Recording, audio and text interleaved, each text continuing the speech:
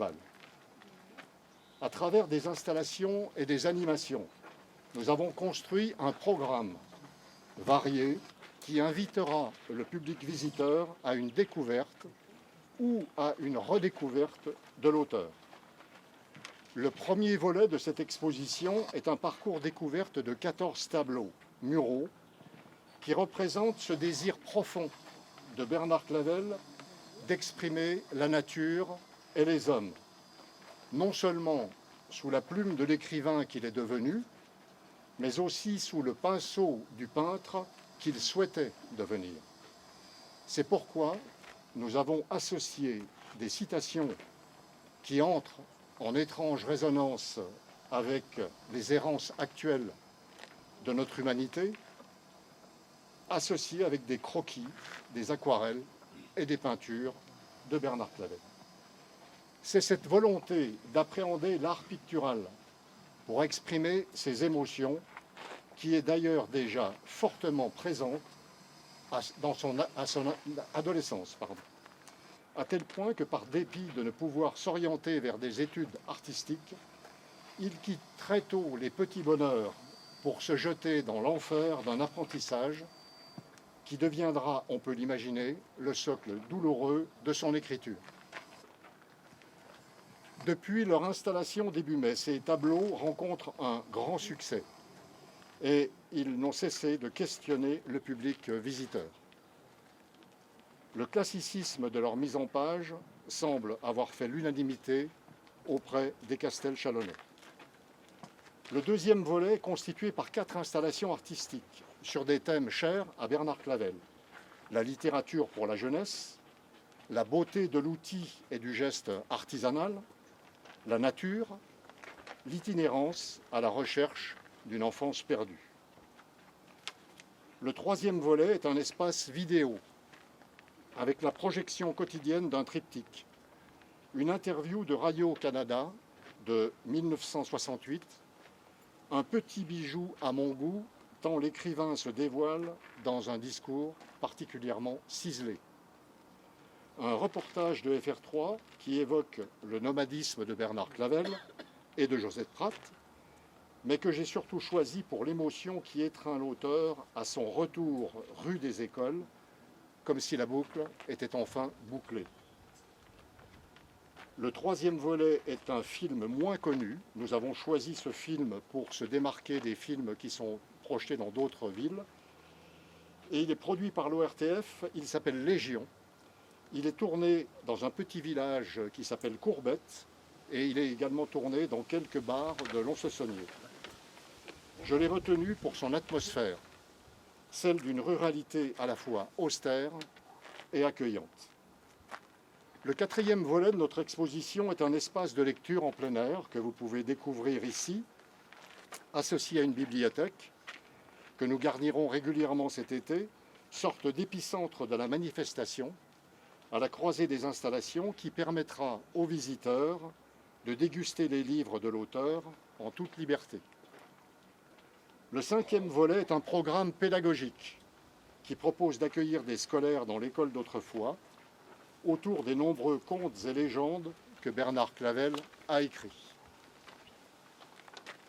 Un sixième et dernier volet est constitué par des animations dans le jardin de la Maison de la Haute-Seille qui seront des lectures animées par Rose Sarrazin et par l'association Page 27.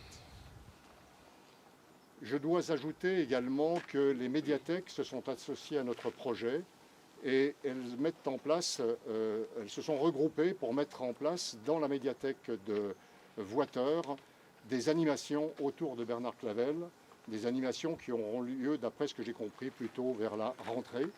Mais il y a également une bibliothèque qui est à la disposition de ceux qui veulent se procurer des livres de Bernard Clavel.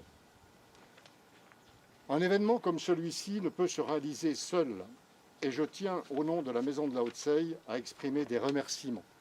Ce sont des remerciements chronologiques. C'est une redoutable épreuve, car le moindre oubli me sera fatal.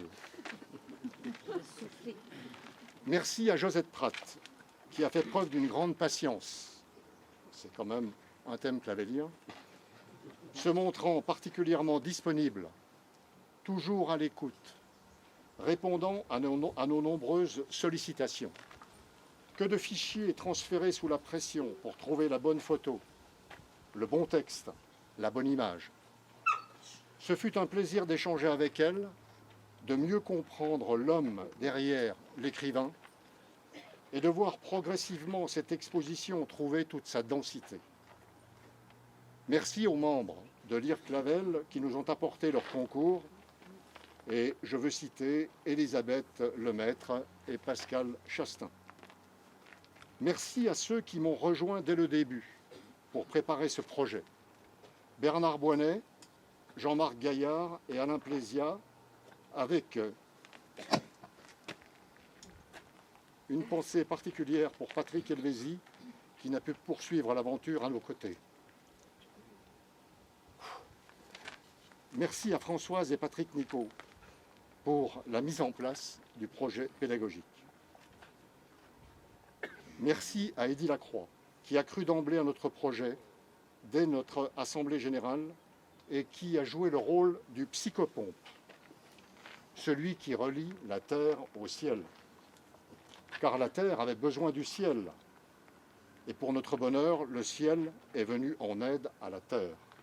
Alors merci donc à Daniel Brulebois, qui a largement tenu ses promesses, faites ici même, il y a un an, en soutenant notre projet auprès de la DRAC et à travers le fonds d'aide à la valorisation des associations.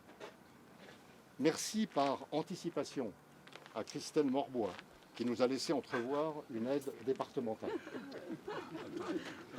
Merci à Jean-Louis Maître et à tous les acteurs de la communauté de communes pour leur soutien exceptionnel dans une période que je sais délicate.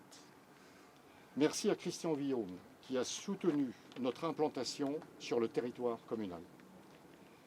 Merci aux artistes Romain Bresson, Benoît Jaillet, Jacques Thibault et Alain Plésia pour la qualité de leurs installations. Merci à Jean-Marc Gaillard pour son aide et ses conseils graphiques, pour son délicat travail de tension des bâches.